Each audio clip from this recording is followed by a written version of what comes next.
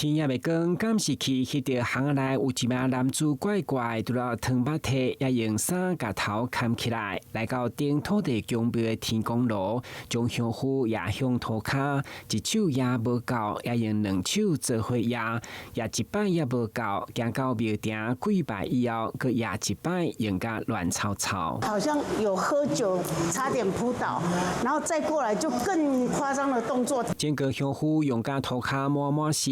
當時廟公正佇後殿準備早課香案，一直到香客入門拜拜才發現，雖然無造成人員受傷，但清理得開2點外真久。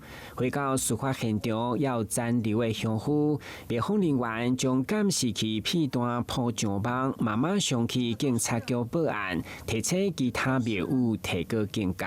第一次遇到這種的，以前是有那種簽牌的哈，然後每天來，然後沒有中的話，就趁晚上我們關門了，再來踢天公爐啊，踢外面的桌子啊。鎖定50多歲男子身份，立即通知到案說明，全案依毀損罪嫌函送偵辦。警方已經鎖定嫌犯，疑似是酒醉惹代志，只是台南廟宇遮濟，該男子為何只經一間廟？民俗專家廖大義推測，可能是神明想要借此說明啥物，建議廟方清洗。拜天公了後，再拜神，所以這天公爐的香灰去互歹徒。